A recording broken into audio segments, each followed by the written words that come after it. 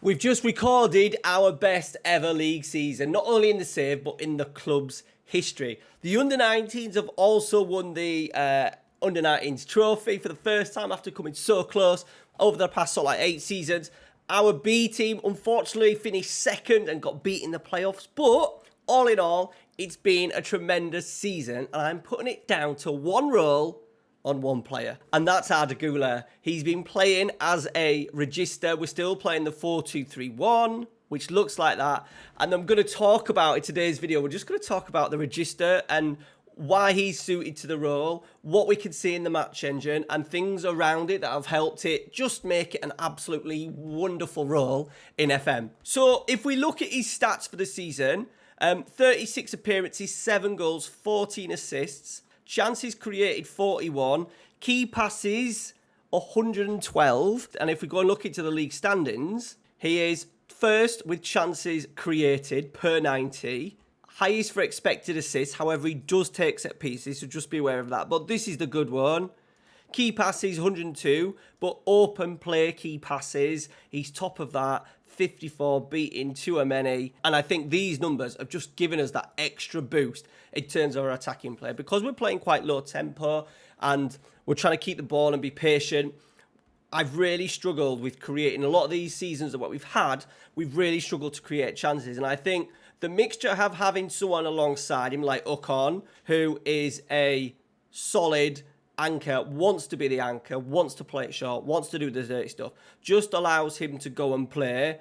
Now, the Regista, we have got the instruction of dribble more and get further forward, which Ardagula doesn't like to do with his traits. However, because we've got an advanced forward and 2 shadow strikers either side, so like pushing up into the striking area, the Treq is a, what's the best word? Free spirit, basically. 1 minute he can be in here, 1 minute he can be out there, he can be right wing, he can be playing as a striker. So a lot of the time, it leaves a huge gap in here, and it just gives him the opportunity to either drive with the ball, so that's why we've got dribble more on, and also giving the opportunity to get further forward because the guys in front are all pushed into the area. Scored a couple of goals that I'll show you as well with backing up play, strikes from the edge of the area. Why Ardagula? Now, main thing is because one of the things was we were trying to fit everybody in, and in the past, we've gone with a deep line playmaker, we've gone with a Volante. A lot of the time, we've gone anchor Volante. Well, there's no real creativity in there. We've also gone with an anchor and a deep line playmaker. Once again, a deep line playmaker is nice. I just don't see them. A lot of the time, the deep line playmaker will get it and just give it. It'll be a little switch out wide, a pass into maybe space at times. But what we've got with Ardagula is this opportunity to carry and to dribble and to look dangerous. He's obviously an attacking midfielder. He was comfortable at it anyway.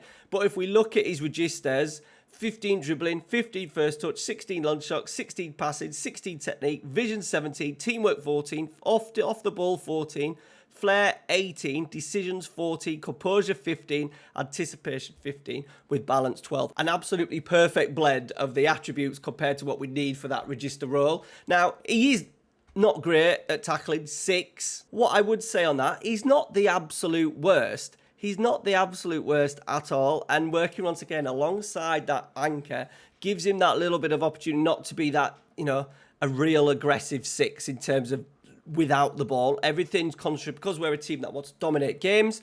We're going to have more of the ball anyway. We've got 2 centre-halves. We've got two solid centre-halves behind him. We've got 2 wing-backs that are kind of just supporting play rather than being out-and-out, aggressive wing-backs. So it's giving him the opportunity to play, and he's been absolutely tremendous. 35 at DM, 7 goals and 13 assists. Now, a lot of them have been from set pieces. However, his open player key passes has been tremendous. Obviously, the best in La Liga. And if we compare him to the other players in La Liga as well, he's up there with... The only thing that he's struggling is non-penalty XG. That's generally because he's playing deeper. He's not going to have high chances, high volume of chances because he's not on free kicks. Teo is taking free kicks. He's not getting into the area. He's been very much a supporting player. 3.18 key passes, progressive passes, 8.26. Okay, so just a little instance. Now, they're dropping back a little bit deep. So Quintala here, they're playing a 4-2-3-1 with Quintala, a player that I'm actually looking at potentially coming to the club in the summer. Only 20 years old. He's playing at the number 10. But what we've got is he obviously wants to get on the ball. It's a playmaking role, so he's going to get it. He gets into a position. Now, what the difference between this and the anchor is obviously the anchor doesn't go chasing. I think sometimes, you know, if you pair it up with maybe a deep line playmaker, they'll make similar runs. The anchor just lets him do it. And because they're sitting quite deep, he's now going to carry. And he's got all this space. If we just bring it back, look. This is why I wanted dribble more on, just so he can be a little bit more aggressive. I think maybe if it was dribble less, he might then be popping it back to the centre half and just retaining possession. So I do think the dribble more instruction is really important. We know how good he is. And look how far he's progressed the ball. He's carried the ball about 50, 60 yards there up the pitch and gives us the opportunity to attack with that overlap that we've got now going down the left-hand side. And this one I think this is why, if you're going to look at playing a Regista, maybe try and train someone up who has got the natural ability to be an attacking midfielder, because what you get with a really quality Regista is being able to dictate the play and constantly just own the game. Like, he just turned, because he's so good at dribbling and wants to run with it, he's able to create. Now, that just seems like a simple kind of pass that he's played, but it's the fact that he's aggressive enough, creative enough to turn and dribble. You know, once again, if this was a deep line playmaker, it would have probably been a clip over the top. It would have been a pass back. But I do think with having that really attacking midfielder playing as a Regista has really helped us sort of like break lines even more. The opportunity for him to dribble, like we know that he's a tremendous dribbler, Ardagula, but having that instruction dribble more at the same time has really helped. Like this time, he doesn't even touch the ball. But look at the space that he is now with teams, because we've got the combination of him and the shadow strikers. What he's actually doing is creating a little bit of a De Zerbi build up, because Brighton will often do this. They'll bring in two DMs, look really sort of like really deep, and then leave big spaces in behind, and it gives them an opportunity to either press high and leave space in behind, or drop off and allow space to Ardagula. And just look at the space that he finds himself in. Now they've come and pressed a little bit, and we shift it. But because we've got an advanced forward, which is Moukoko, two shadow strikers, they've got the playing instruction of stay wider as well. So they do sort of like work the half spaces a fair bit and sort of like the wider areas.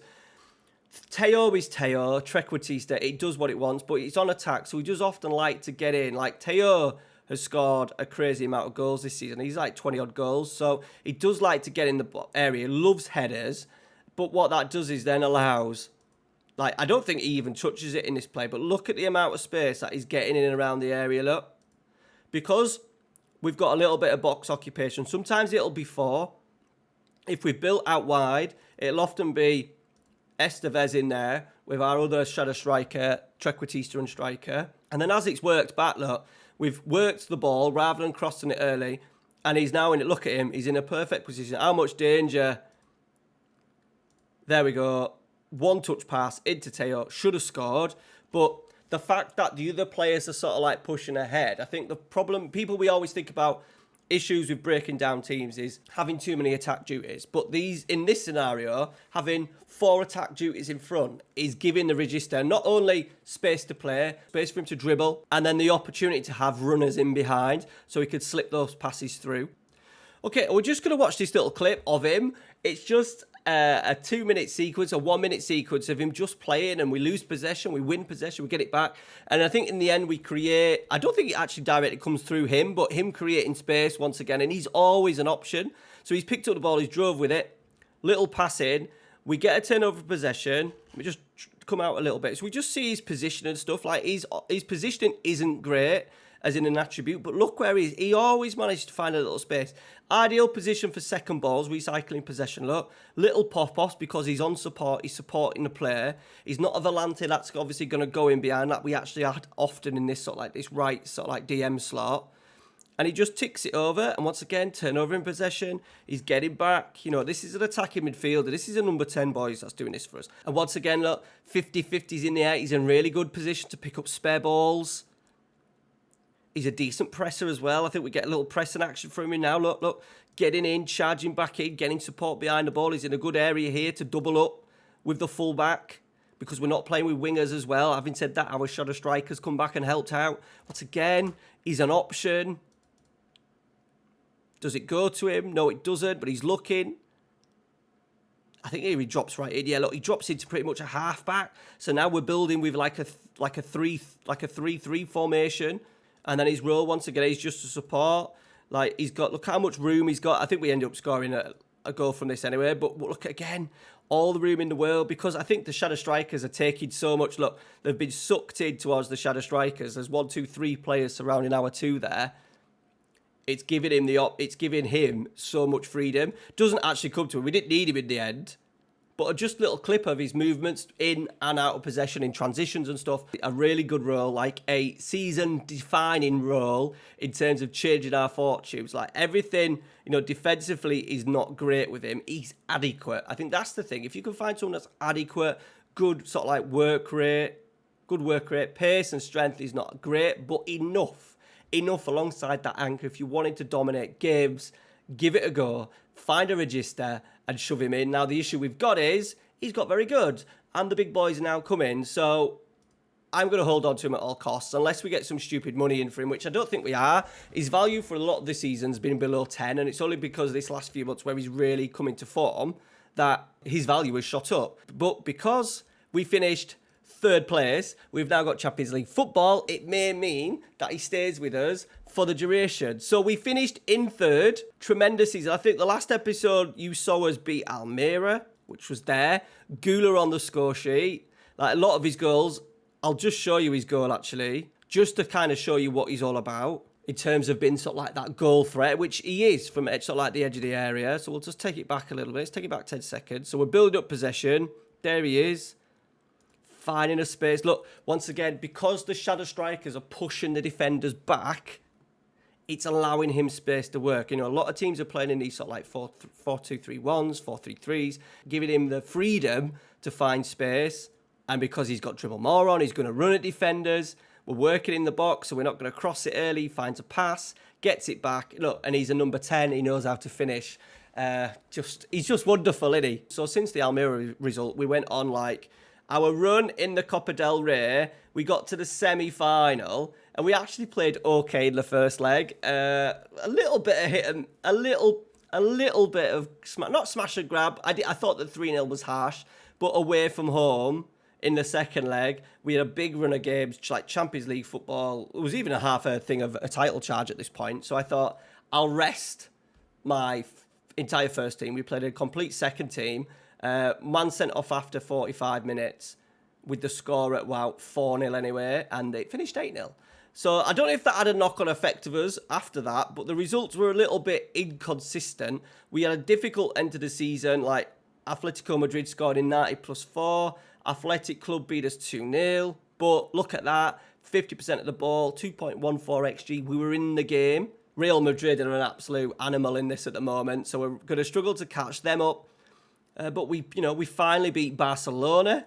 The first time we've managed to do that. And for a lot of the season, it looked like we might have actually finished in second. We were second for a long time. Barca had a couple of games in hand. And obviously, the end of the season finished on a little bit of a downer in terms of results. But look at Real Madrid. 98 points, 112 goals scored.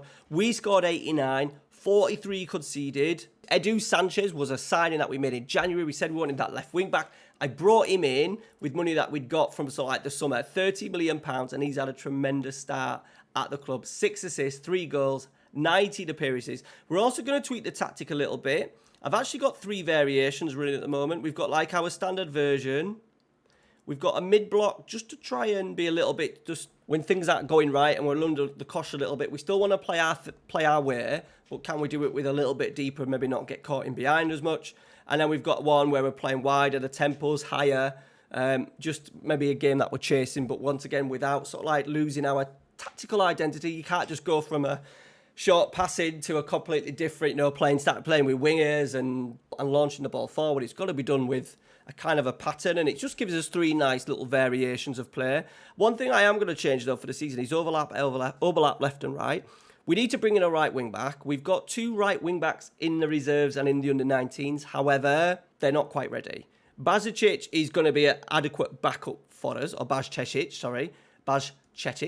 is going to be a nice little backup for us because he could do a multiple number of positions. I've also changed, last episode we talked about Ledesma getting caught in behind. He's now as a ball-playing defender on cover, which seems to have helped out a lot. He isn't getting caught with sort of like parallel to defender, with him having a little bit of a lack of pace, getting done in behind. We're not seeing that as much. So things are looking really good. The overlap, as I said, left to right, just because we're being quite patient and we're quite narrow, I do want us to hold on to the ball just a little bit. And then can we work it and hopefully then it just allows players like, in particular, Sanchez, because he's on attack, to get round, either get crosses in, but what we are doing is getting him into these areas, then he's finding passes, either a run from a shadow striker, a ball into the box, or even at times I had a Gula around this area, and we know what a Gula could do from the edge of the area. So a little bit of a tweak that we'll look at for the next season. Transfer-wise, we've been given 50 million. My only issue is, where do we spend it? We're always at the top of our registration. Now, I am recording this after I've done a fair bit of pre-season, and my maximum squad allowance only goes up to 1.2, so that's only 200 grand. And we've got a whole host of players that need either new contracts or are going to have 10%. So Arda Gula's contract goes up 10%, and some other players' contracts go up 10% as well. Marsa needs a new deal. Teo needs a new deal. So a lot of that is going to be taken up with, I would say at least 40-50% is going to be taken up by just renewing contracts. We need to sign a backup goalkeeper. I would like to sign a new right back, just because Baz Cetic is just a squad filler. And we've got two players in the youth and reserves that I may promote one of them, but I do think we need a new standout right back. We could do with a new centre-half, but I do think that Ledesma is doing an adequate job. And while at the moment, and Ledesma is also one that needs a new contract, while he's doing okay, I can't go out and sign an absolute superstar. I keep looking for them Serbian Wonder kids again, but we haven't been able to find one. So I'm thinking it could be a really quiet transfer window. We've got like Mokoku, who had a tremendous season. If we go back to the stats, 24 goals for him, 11 assists, only 18 XG as well. So we've finally got a striker that is outperforming his XG numbers, and that has been a superb signing. Teo, superb again, 17 goals, 6 assists. Really good season for him. He has probably peaked, but look at those numbers. He's an absolute... I need to get a new shirt of this. I need to get a new shirt and literally have Teo on the back, because he's been absolutely wonderful for us. Definitely offer him a new deal. Estevao, that you're like, this is it. Like, 24 years old. Absolute world beater. Look at that. He is world class. Miguel Angel, Gula, Guy has done half a job for us. I'm going to keep him. I don't need to sell him. We're going to have Champions League football, so there's going to be an element of rotation. Edward Mora has come in, not played as much this season, really wants to go, but he is highly regarded. And at the same time as well, with us having Champions League, our squad needs to be a lot bigger. I think we're kind of covered in certain areas. Like, we've also brought in, Simon Stanbeck, who I haven't decided. You could let me know down in the comments. I am potentially training him to be a regista, but then once again, he's not quite got the attributes, the dribbling, the absolute technicals that we want. I got him in because he was rated really highly, £5 million. He is still only 19, so he's got a little bit of developing to do. It'd be interesting to see how good he progressed. He could probably get away with being a shadow striker, running behind, physical, passing technique. Yeah, interested, let me know what to do with him. Tackling's not great at 9. He's a little bit of a conundrum, really. I think at the moment he is going to be back up to Gula. If we keep Gula in the summer, he will be a backup to Gula. We'll just see how he progresses. We'll maybe try and get his training. We'll try and get the training on his dribbling and stuff like that to try and improve those. But he's potentially got the attributes to be a half-decent one. But my worry would be he's going to be nowhere good as Gula if we end up losing Gula. So that we do need to try and find the next Gula and just have a player ready and waiting. But we're quite covered. Like Menu could do half a job. We've got Estevao, Ingles, Sheptiski, Angel. Mora can do a number 10 role. So we're kind of covered in all the areas. We've got Barashina. Mosquera, I think, will go. We need a new backup goalkeeper. But we're covered in all areas. If we get that right back in, we're covered in all areas. So I don't really think there's going to be that need to go out and spend money All right, guys, that is it. Next episode will probably be on Wednesday. It will be the start of Season 9, Champions League football. We'll find out who we're playing, how much money we've actually spent. Look at our average age as well, 24.67, which will change because Blanco, our goalkeeper, is leaving. And the goalkeeper that I'm looking at playing as our number 2 goalkeeper is only 20 years old. So that will definitely bring down our average age. We've got a long way to go in this save, but I think, look, the best players as well. Like, Teo's going to take some replacing, but he's still got a couple of years left. Gula is still only 26. Makoku's 26. All our best players, Makoku, Ocon, Gula, Sanchez, Barashina, Esteval, Ledesma, Angel, Senatore, our goalkeeper, Shepesky, Mora, Stenbeck are all well underage and nowhere near their peak. So good things are about to come. Finally, in the Malaga save. It's taken 8 years. We need to get Champions League football again. That will help at our boosting of our finances. Remember, I said only 1.2 million a week, which when we look at the rest, we are 6th. So we're up there, but we do need to break into sort of like that. 106 million means that their wage bill restriction is £2 million a week, and ours is just over 1 at the moment. So we've got a long way to go. I think constant Champions League football will help that, and obviously the more money you make and the more successful you are, the more money La Liga allows you to spend. So that is going to be absolutely key in the Treq-inspired Malaga.